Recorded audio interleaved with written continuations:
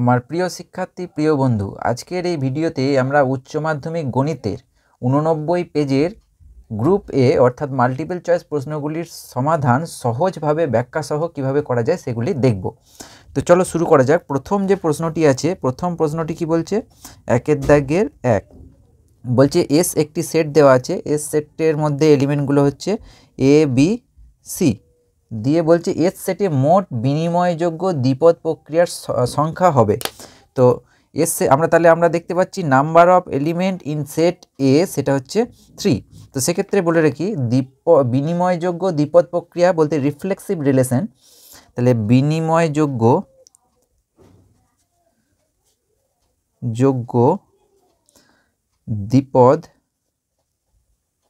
দ্বিপদ প্রক্রিয়া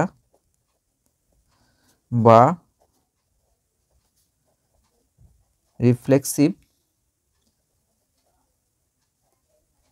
রিলেশনের সংখ্যা হবে 2 two the power n square minus n।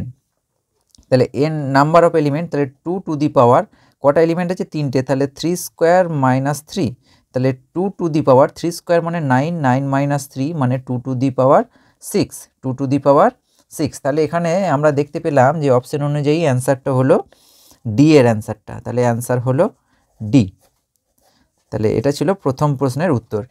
তাহলে এটা আমাকে মনে রাখতে হবে যে বিনিময়যোগ্য দ্বিপদ প্রক্রিয়ার সংখ্যা বা রিফ্লেক্সিভ রিলেশন সেটা হচ্ছে 2 two the power n square minus n। এটা n স্কোয়ার মাইনাস nটা কিন্তু 2 এর পাওয়ারে, ঠিক আছে? তাহলে এখানে নাম্বার অফ এলিমেন্ট nটা হচ্ছে নাম্বার অফ এলিমেন্ট, সেটা কত? এস সেটের মধ্যে 3টে, তাহলে 3 বসিয়ে দিলাম n এর জায়গায়, ঠিক আছে? বেশ, এরপরে আসছি প্রশ্ন নাম্বার 2। প্রশ্ন নাম্বার 2টা কি বল, চলো বন্ধুরা দেখে নিই। প্রশ্ন নাম্বার 2 বলছে যে সাইন ফার্স্ট ব্র্যাকেটের মধ্যে tan inverse 2 plus tan inverse 1/2 এর মান হবে। বেশ, এটা একটি সহজ অঙ্ক, ম্যাক্সিমাম নাম্বার অফ পেজে এই ধরনের একটি করে অঙ্ক থাকছে। তাহলে আমি এই tan ইনভার্স 2টাকে লিখতে পারি cot ইনভার্স 1/2 প্লাস এটা হলো tan ইনভার্স 1/2। এটা কিভাবে লিখলাম না, আমরা এটাকে লিখতেই পারি যে tan ইনভার্স ধরো x আছে, তাহলে tan এর রেসিপ্রোকাল হয় cot, তাহলে আমি যদি cot ইনভার্স করি তাহলে এই অ্যাঙ্গেলটা ঘুরে যায়, তাহলে 1/x হয়ে যায়। এটা যে কারোর ক্ষেত্রে হবে, ধরো আমি যদি এরকম থাকে sin ইনভার্স x, তো এটাকে আমরা লিখতে পারি cosec ইনভার্স 1/x। সিমিলারলি cos-এর ক্ষেত্রেও লিখতে পারি, ঠিক আছে? বেশ, তো এখানে সাইন আরও একটি সূত্র আমরা এখানে প্রয়োগ করব, যেটি হচ্ছে যে cot inverse theta plus tan inverse theta, এটার ভ্যালু হয় π/2, এটার ভ্যালু হচ্ছে π/2। তাহলে এখানে ভেতরের অংশটার ভ্যালু হলো π/2, তাহলে এখানে sin π/2 মানে 90 ডিগ্রি, তাহলে sin π/2 সমান আমরা পেলাম 1। তাহলে এখানে আমরা দেখতে পাচ্ছি যে অপশন অনুযায়ী অপশনটা কোন অপশনটা হলো এখানে না, বি এর অপশনটা হলো কারেক্ট অপশন, তাহলে অ্যান্সারটা হলো অপশন বি। বেশ, এরপরে নেক্সট আসছি প্রশ্ন নাম্বার 3-এ। প্রশ্ন নাম্বার 3টা কি বলছে, চলো বন্ধুরা দেখে নিই। প্রশ্ন নাম্বার 3টা বলছে যে এখানে দেওয়া আছে 1, এখানে দেওয়া আছে লগ বেসেতে বি পাশে এ, এখানে দেওয়া আছে লগ বেসে এ সাইডে বি, এখানে দেওয়া আছে 1। বেশ, এর মানটা আমাকে নির্ণয় করতে বলছে। তো আমরা যদি ডিটারমিনেন্টকে ভাঙি, কীরকম ভাঙি? এটা ইন্টু এটা মানে 1 ইন্টু 1 মানে 1 মাইনাস, মাঝে মাইনাস হয় দিয়ে এই দুটোর গুণ হয়, তাহলে এখানে আমরা লিখতে পারি লগ বি বেস এ ইন্টু লগ বেসেতে বি পাশে এ। বেস, তাহলে এটা লিখলাম 1 মাইনাস, এটাকে লগ বি বেস এটাকে লিখতে পারি log B by log A, লগের নিয়ম অনুযায়ী। আবার এটাকে লিখতে পারি log A by log B, এই লগ বি কেটে গেল, লগে কেটে গেল, তাহলে এটা হলো 1 মাইনাস 1, তার মানে আলটিমেটের ভ্যালুটা দাঁড়ালো 0। তাহলে এখানে আমরা দেখতে পাচ্ছি অপশন অনুযায়ী অ্যান্সারটা হলো অপশন এ, ঠিক আছে? এটা গেল 3-এর প্রশ্ন। এরপরে নেক্সট আমরা আসছি প্রশ্ন নাম্বার 4।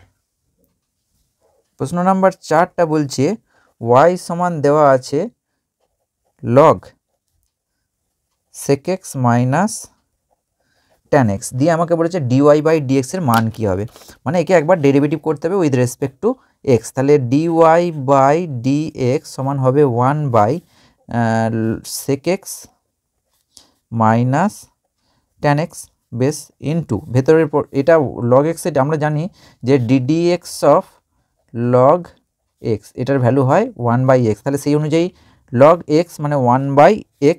এবার এই ভেতরের অংশটার আবার ডেরিভেটিভ হবে, তাহলে sec x এর ডেরিভেটিভ হয় sec x into tan x base minus tan x এর ডেরিভেটিভ হলো sec স্কোয়ার x।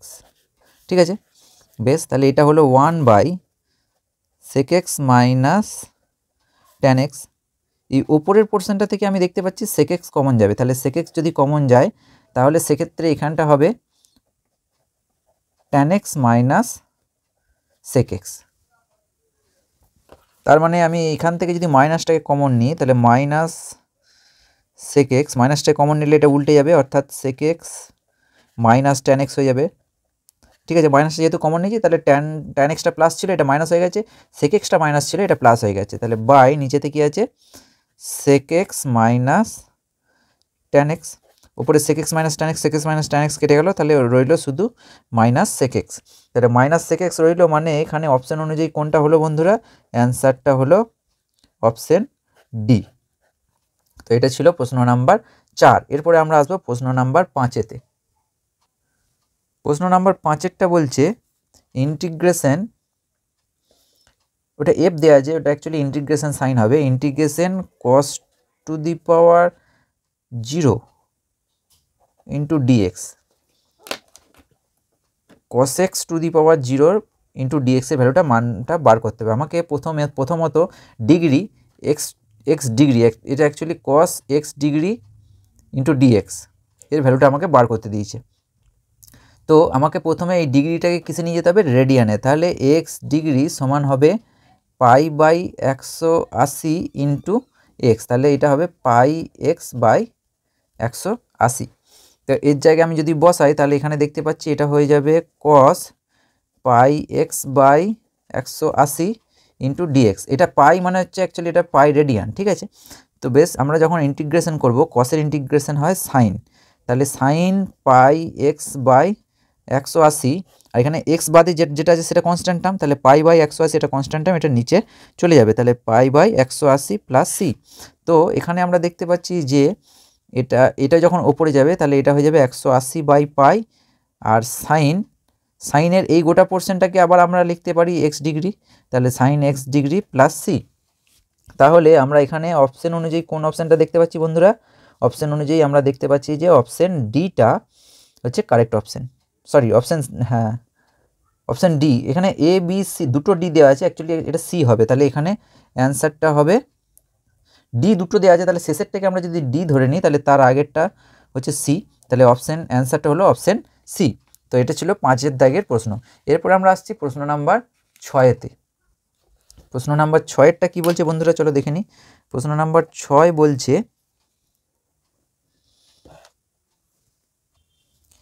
এ একটা ভেক্টর দেওয়া আছে, এ ভেক্টর সমান দেওয়া আছে এখানে i-3j প্লাস কে, আর বি ভেক্টর সমান দেওয়া আছে, বি ভেক্টর সমান হচ্ছে i প্লাস জে প্লাস কে। বলছে এ আর বি এই দুটো ভেক্টর দেওয়া আছে, দিয়ে বলছে এ ডট বি এর মান আমাকে নির্ণয় করতে বলছে। খুবই একটি সহজ অঙ্ক।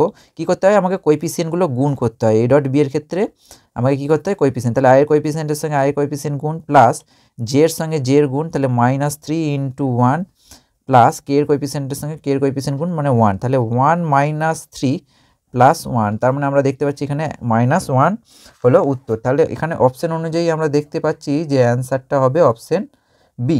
ঠিক আছে, তাহলে এটা ছিল প্রশ্ন নাম্বার 6। এরপরে আমরা আসছি প্রশ্ন নাম্বার 7।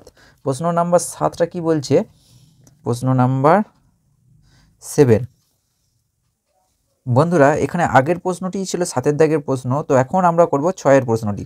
6-এর প্রশ্নটি কি বলছে না, দাগের প্রশ্নটি বলছে d2y dx2 plus log dy/dx সমান দেওয়া আছে y, দিয়ে আমাকে বলছে যে অবকল সমীকরণটির মাত্রা বার করতে। তো এখানে যদি আমাকে অর্ডার, যেটাকে বলা হচ্ছে ক্রম, বার করতে দিত তাহলে সেটা হচ্ছে হায়েস্ট অর্ডার ডেরিভেটিভ, তাহলে সেটা আমরা দেখতে পাচ্ছি 2, কিন্তু আমাকে এখানে বার করতে দিয়েছে ডিগ্রি, যেটা হচ্ছে বাংলায় বলছে মাত্রা। তাহলে মাত্রাটা হচ্ছে অনির্ণেয়।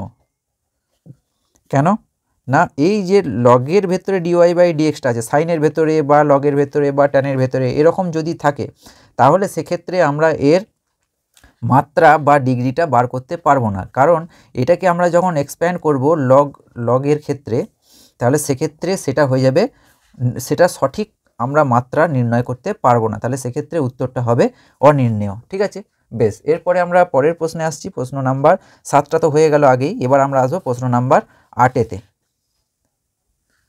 তার আগে এক্ষেত্রে আমরা দেখতে পাচ্ছি যে উত্তরটি হলো অপশন অনুযায়ী অপশন ডি, অনির্ণেয়। তাহলে একটা জিনিস আমাকে এখানে মনে রাখতে হবে যে আমরা যখন কোনো একটি ডিফারেনশিয়াল ইকুয়েশনের অর্ডারটা বার করব, তাহলে সেক্ষেত্রে আমরা হায়েস্ট অর্ডার ডেরিভেটিভটা দেখলেই চলে যাবে। কিন্তু যখন আমরা ডিগ্রি অর্থাৎ মাত্রাটা বার করব, তাহলে সেক্ষেত্রে আমাকে এটা পলিনোমিয়াল হতে হবে। কিন্তু যেহেতু লগের ভেতরে ডিওয়াই ডিএক্স আছে, অতএব এটি পলিনোমিয়াল নয়। তো সেক্ষেত্রে ডিগ্রি বা হচ্ছে মাত্রা সেটা হবে অনির্ণেয়। সেটা এরকমও যদি হয় সাইন অফ ডিওয়াই ডিএক্স, সেক্ষেত্রেও মাত্রাটা কি হবে, অনির্ণেয়। ঠিক আছে, বেশ। এরপরে নেক্সট প্রশ্ন আসছি, প্রশ্ন নাম্বার 8-এরটা বলছে একটি সমতলের সমীকরণ দেওয়া আছে। সমতলের সমীকরণটা কি না, 2x + 3y - 4z = দেওয়া আছে 12, দিয়ে বলা আছে যে এই সমতলটির অক্ষ তিনটিতে ছেদিতাংশগুলি হলো। তো এক্ষেত্রে বলে রাখি, ধরো এরকম টাইপের দেওয়া আছে x/a + y/b + z/c = 1। এটা হচ্ছে ছেদিতাংশ আকার বা ফর্ম, ছেদিতাংশ ইন্টারসেপ্ট ফর্ম বা ছেদিতাংশ আকার। এটা হচ্ছে ইন্টারসেপ্ট ফর্ম বা ছেদিতাংশ আকার। ঠিক আছে, তো এটাকে আমরা এই ফর্মে প্রকাশ করব। তো এই এক্সের তলায় যেটা আছে সেটা হচ্ছে এক্স অ্যাক্সিসকে এতে কাট করেছে, ওয়াই অ্যাক্সিসকে বিতে, আর জেড অ্যাক্সিসকে সিতে। তাহলে সেই ফর্মে যদি আমি আনতে চাই, তাহলে এখানে লিখতে হবে 2x + 3y - 4z, সবকটাকে 12 দিয়ে ডিভাইড করতে হবে, তাহলে /12 এটাও /12, তাহলে এই দিকটা হয়ে যাবে 1। তাহলে এখানে 2 আর 12 কেটে গিয়ে হয়ে যাবে x/6 প্লাস এটা হয়ে যাবে y/4, 4 3 12, প্লাসই দিতে হবে এখানে। তাহলে z/এই মাইনাসটা নিচে দিয়ে দিচ্ছি, তাহলে -30 সমান হচ্ছে 1। তাহলে x অক্ষকে 6 ইউনিট দূরে কাট করেছে, y অক্ষকে 4 আর z অক্ষকে -3, মানে হচ্ছে নেগেটিভ জেড সাইডে। ঠিক আছে, জেডের নেগেটিভ সাইডে। তাহলে এখানে অপশন অনুযায়ী আমরা দেখতে পাচ্ছি বি আর ডি, এই দুটোর অপশানই কিন্তু একই দিয়েছে। একই অপশান তো হতে পারে না। আবার আমরা দেখতে পাচ্ছি যে এই অপশানটা কোনো জায়গাতেই নাই। তাহলে যেহেতু এক্ষেত্রে কোনো অপশানের সঙ্গেই মিলছে না, তাই আমরা এখানে কোনো অপশানেই আমরা দাগ দিচ্ছি না। কিন্তু প্রশ্নপত্রে যদি তোমাদের এরকম থাকে, তাহলে বি অথবা ডি যে কোনো একটি দাগ দিয়ে দেবে, কারণ দুটোই তো একই হতে পারে না। ঠিক আছে, তো এরপরে নেক্সট আসছি কোশ্চেন নাম্বার 9। কোশ্চেন নাম্বার 9টা কি বলছে না, এক জোড়া ছক্কা ছোড়া হলো বা চালা হলো, প্রত্যেক ছক্কায় যুগ্ম মৌলিক সংখ্যা ওঠার সম্ভাবনা কত হবে? তো এক্ষেত্রে বলে রাখি, আমরা যখন একজোড়া ছক্কাকে আমরা ছুড়ব, তাহলে সেক্ষেত্রে স্যাম্পল স্পেসটা কি হবে?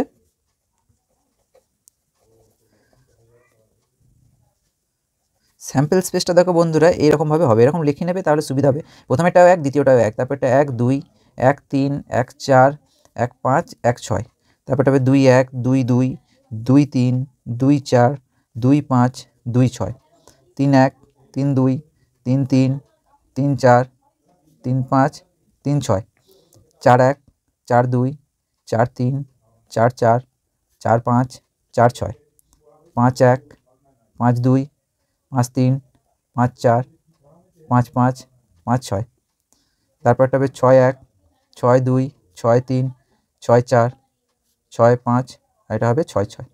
ঠিক আছে, মৌলিক সংখ্যা কোনগুলি? মৌলিক সংখ্যা আমরা জানি যে 2 3 5 1 থেকে 6, 2 থেকে 6-এর মধ্যে এই তিনটে আছে মৌলিক সংখ্যা। আর তার মধ্যে একমাত্র যুগ্ম মৌলিক সংখ্যা হচ্ছে 2। তাহলে দুটোতেই 2 পড়েছে, সেটা সেরকম মানে দুটোতেই যুগ্ম মৌলিক সংখ্যা পড়তে পারে, সেটা কত কত হতে পারে? 2 2। তাহলে এখানে এই ঘটনাটাকে যদি আমি এ দিয়ে চিহ্নিত করি, তাহলে প্রবাবিলিটি অফ এ সেটা হচ্ছে number of favourable cases by total number of cases. Total number of cases কত? 6 6 36টা। তাহলে এখানে রিকোয়ার্ড প্রবাবিলিটি হচ্ছে 1/36। তাহলে অপশন অনুযায়ী কোনটা হলো এখানে? Option C, 1/36। ঠিক আছে, তাহলে এটা গেল প্রশ্ন নাম্বার 9। তো আমি বলবো যে যখনই তোমাদের এরকম ডাইস অর্থাৎ ছক্কা ছোড়ার ঘটনাগুলি বলবে, তোমরা এরকম স্যাম্পল স্পেসটা যদি করে নাও তাহলে যে কোনো প্রশ্নের উত্তর তোমরা অনায়াসে করে ফেলতে পারবে এখান থেকে, ঠিক আছে। বেশ, এখানে যে শেষ প্রশ্নটি আছে মাল্টিপল চয়েস প্রশ্নের, সেটি হচ্ছে একটি দ্বিপদ নিবেশের বিএনপি এর গড় মান আর ভেদমান দেওয়া আছে যথাক্রমে 4 এবং 3 দিয়ে বলেছে যে এখান থেকে এন এর মান কত হবে, এন এর মান আমাকে নির্ণয় করতে বলেছে। বেশ, তো সেক্ষেত্রে আমরা দেখতে পাচ্ছি আমাকে যে দুটি দেওয়া আছে প্রশ্ন নাম্বার 10 যে দুটি দেওয়া আছে সেটা হচ্ছে একটি দ্বিপদ বিভাজনের গড় মান, সেটা হচ্ছে গড় মান, আমরা জানি গড় মান কত হয়, গড় মান হচ্ছে এনপি, আর হচ্ছে ভেদ মান হচ্ছে এনপি কিউ। তাহলে আমরা দেখতে পাচ্ছি যে গড় মান এনপিটা দেওয়া আছে কত, এনপিটা দেওয়া আছে 4 আর এনপি কিউ এটা দেওয়া আছে 3। এখান থেকে আমাকে বার করতে বলেছে এন এর মানটা। তাহলে এনপি এর মানটা যদি আমি এখানে বার বসিয়ে দিই, তাহলে এনপি এর মানটা বসালাম এখানে, তাহলে 4 ইন্টু কিউ সমান হচ্ছে 3। তাহলে সেক্ষেত্রে আমি কিউ সমান কত পাচ্ছি 3/4। বেশ, তো পি সমান যদি এটা হয় তাহলে আমরা জানি যে কিউ সমান 3/4, আবার আমরা জানি পি সমান হচ্ছে 1/কিউ। 1/কিউ এর মানটা পেয়েছি কত 3/4, তার মানে এখানে হলো 1 - 3/4 মানে 1/4, অতএব পি এর মানটা হলো 1/4। তো সেটা আমরা যদি এখানে বসাই তাহলে এন ইন্টু 1/4 সমান 4, তাহলে সেক্ষেত্রে আমরা দেখতে পাচ্ছি এন সমান হচ্ছে 4 × 4 = 16। তাহলে এন এর মানটা আমরা কত পেলাম 16। তাহলে এখানে অপশন অনুযায়ী কোন অপশনটা হচ্ছে বন্ধুরা, অ্যান্সারটা হলো সি এরটা। তো এক্ষেত্রে বলে রাখি, তোমাদের যদি কোনো জায়গায় কোনো রকম অসুবিধা থাকে বা কোনো জায়গায় যদি বুঝতে অসুবিধা হয় বা তোমাদের যদি কোনো রকম ফিডব্যাক থাকে, তোমরা অবশ্যই কমেন্টে জানাবে। আমি যথাসাধ্য চেষ্টা করব তোমাদের যে কোনো সমস্যার সমাধান করার। আবার তোমাদের সঙ্গে দেখা হবে নেক্সট একটি ভিডিও নিয়ে। ততক্ষণের জন্য খুব ভালো থেকো, খুব মন দিয়ে পড়াশোনা করো। Good bye.